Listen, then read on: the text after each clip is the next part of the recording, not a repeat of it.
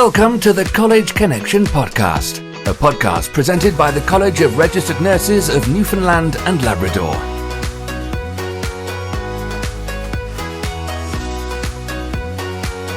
This is the College Connection podcast. Welcome to the College Connection podcast. My name is Michelle Carpenter. I'm a registered nurse and a nursing consultant for policy and practice at the College of Registered Nurses of Newfoundland and Labrador. And I'm Kean, and I'm also a registered nurse and a nursing consultant with policy and practice here at the college. Today's episode is Conduct Deserving of Sanction. What does it really mean? And we are pleased to welcome Brenda Carroll, the Director of Professional Conduct Review here at the college. Welcome, Brenda. Thank you. So nice to be here. We're glad to have you. In our previous episode, we discussed the importance of duty to report and the responsibilities of RNs and NPs with regards to duty to report. Brenda, in today's episode, we wanted to discuss conduct deserving of sanction. And conduct deserving of sanction is a term that's often used in the regulatory world, but RNs and NPs might not understand what it means. Would you be able to explain conduct deserving of sanction so our audience can gain a better understanding of what it really means? Sure. In its most basic sense, conduct deserving of sanction is any conduct by a registrant that doesn't meet the standards of practice or the code of ethics. However, Section 18 of the Act goes into a little bit more specificity and breaks it down into certain categories of conduct deserving of sanction. So there are 5 categories. There's professional misconduct, professional incompetency, conduct unbecoming of a registered nurse, incapacity or unfit to practice, and breach of standards of practice, code of ethics, regulations, or legislation is the last sort of catch-all bucket. And Brenda, if someone wanted to know where to find those definitions, or where would they find those? In the CRNL bylaws, Section 9, they are defined. Each of those terms, each of those 5 terms is defined. So there's a formal definition that's been adopted by the college.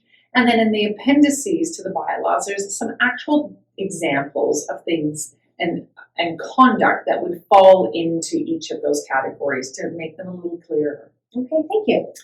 So Brenda, are you able to provide some examples of conduct deserving of sanction that you see as a director of professional conduct review?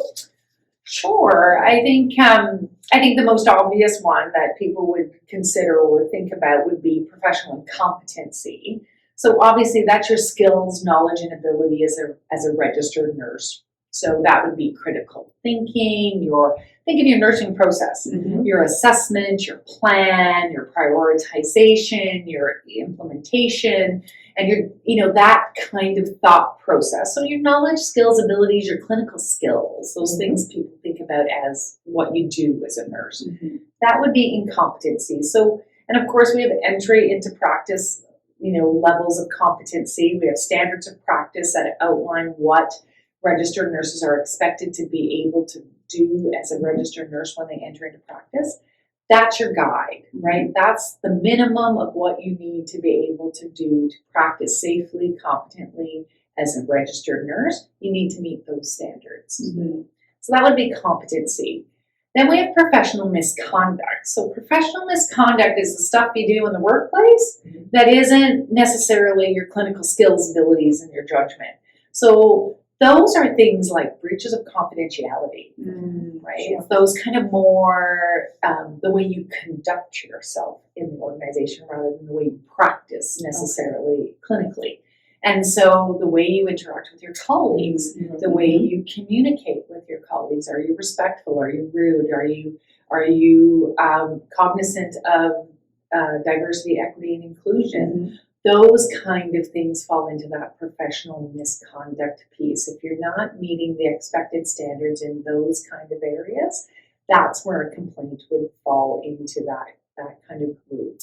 Sometimes I hear, people refer to that aspect of nursing as more like the soft skills, but, still very important. A lot of focus through your education program is on those clinical skills, but certainly your therapeutic communication with your clients is so very important as well. And and we're seeing, to be honest with you, we're seeing a lot more of the professional misconduct complaints come to us Not sure why, we've heard things about, the environment being more stressful and more demanding and staffing and all those things. But, all of those things sort of contribute to the need for us to be able to be very cognizant at all times that you're putting your best foot forward and you're mindful of all of those requirements and expectations of a registered nurse.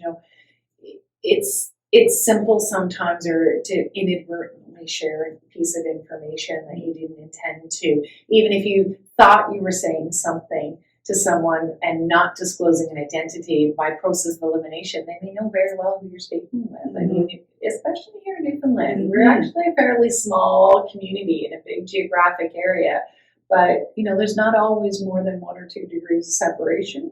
And sometimes it's so simple to say, oh, I have this client, and then you find out the person you're speaking to knows that person, and you just divulged information you shouldn't. So that's that misconduct piece, right? And we need to be really careful about that piece. And the way you interact with your colleagues, right? The way you speak to people, right? And sometimes comments that are made as a joke aren't necessarily found to be funny by others. And so it is a little bit tricky sometimes, but. Yeah, and you did mention DEI, diversity, equity, and inclusion as well. And very important. We have a lot of internationally educated nurses here, and be very mindful of how we speak to each other is very important right now. So yeah, it's a good example.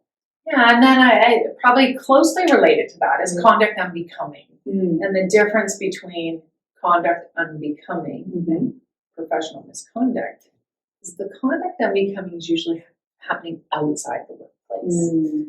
So these are the things you do outside of work that in the definition may bring the profession into an ill light or may impact your trustworthiness as a responsible professional within the workplace.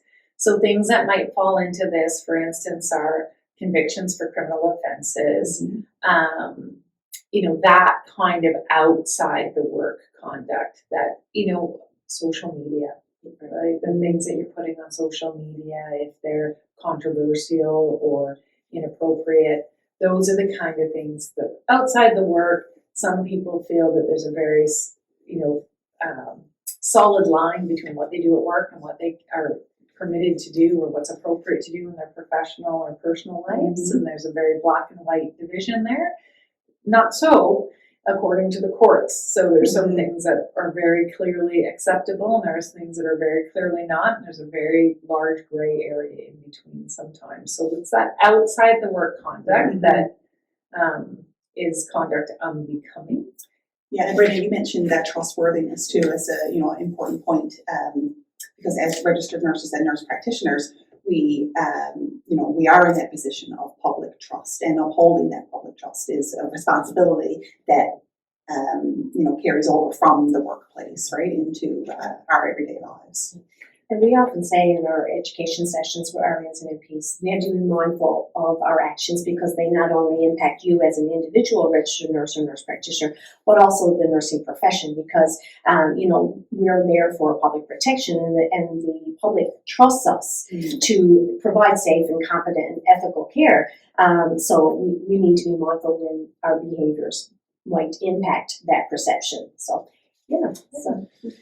And then another category is the fitness to practice category, right? So, and this is most often, unfortunately, the most oftentimes we see this are registrants who are suffering from substance misuse disorders. That is probably the most common example of this. However, it can be anything that impacts your physical or cognitive ability to practice as a nurse.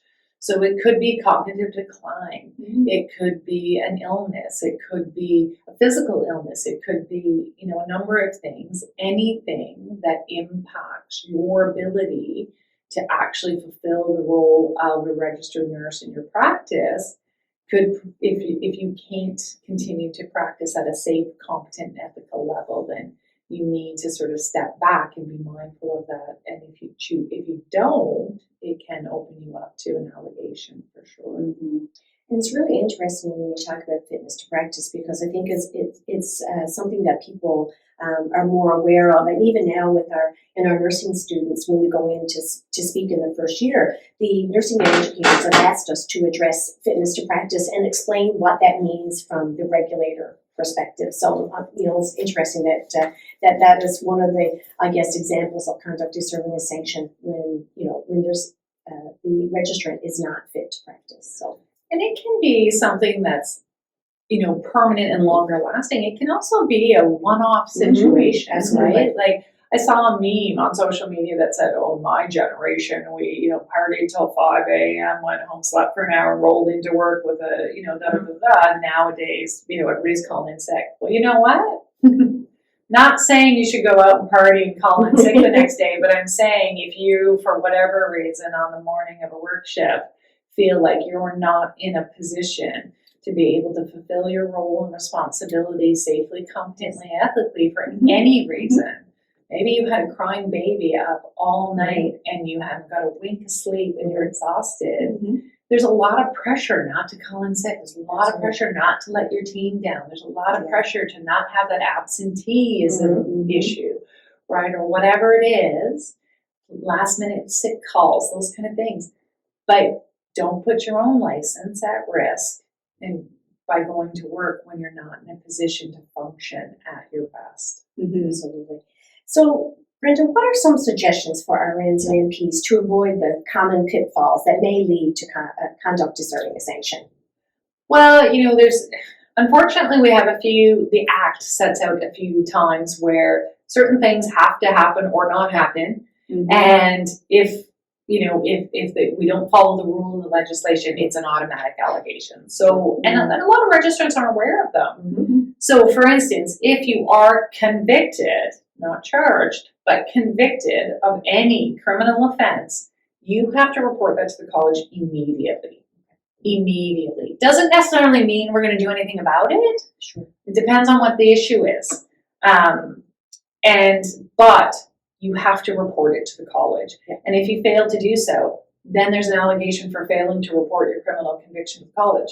And you may think that impaired driving charge is irrelevant and none of the college's business, but in fact it is something you have to report to us, and then we will review it and determine what the next step should be with respect to it. And it may be very different. If it's indicative of an underlying substance misuse problem, then we may intervene.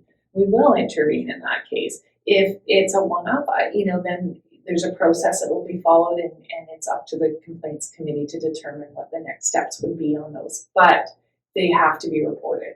The other one we see a lot is registrants who practice without a license, not often because they are trying to be surreptitious about something. It's most often registrants who have gone off on an extended medical leave, oftentimes a maternity or paternity leave, and they come back to practice. They've gone to a non-practicing status while they're off, and they return to practice and forget to revert their status to practicing. And be honest, oftentimes people think, oh, well, I don't need to revert to practicing until I'm going to the bedside. Right. Anything you do related to your employment as an RN, general rule of thumb is if you're getting paid as an RN to do anything, orientation online at home, WMIS training online at home, any of that, if you're getting paid as a registered nurse, and if you want to count those hours towards your annual competency hours, you're getting paid, you need to have a license for them. And so please, please, please don't even do, self-study modules at home pending a return to work without ensuring that you have a practicing license. The other one that's easy to avoid is do your CCP, right? And do it well. I mean, now with the program for continuing competency, you can't renew your license unless you have the requisite number of hours in your portal. But make sure the hours you're putting in your portal are legitimate, right? And you're not putting in things that are unrelated to nursing or just chunking something in at 6 hours that you knew was 2 or whatever the case may be. do your CCP, do it legitimately, and if you find yourself part of the CCP audit, make sure you respond to the audit letter. So those are easy ones, right? Keep your information updated in the database. You have an obligation under the Act to update that information in the database, your phone, address, email, place of employment, your name if it changes.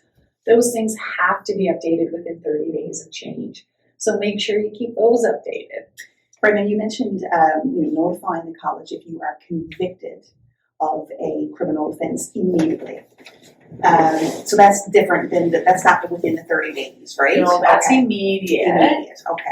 Conviction. Now, oftentimes I will get calls from registrants when they're charged. Yes. Okay. And at that point we say, here's what the obligation is. Here's what the process will be. Mm-hmm. If you are convicted or plead guilty, let us know immediately, and then we'll carry forth with whatever appropriate process. But yes, there's not even a 30-day grace period on that. And as you can imagine, that is because if someone is convicted of theft or assault, those things can be very relevant to their trustworthiness in the workplace. And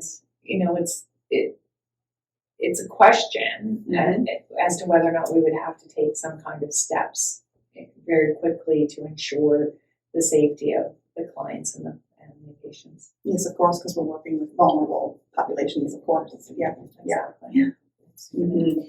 Well, that concludes our second episode with the Director of Professional Conduct Review, Brenda Carroll. Thank you, Brenda.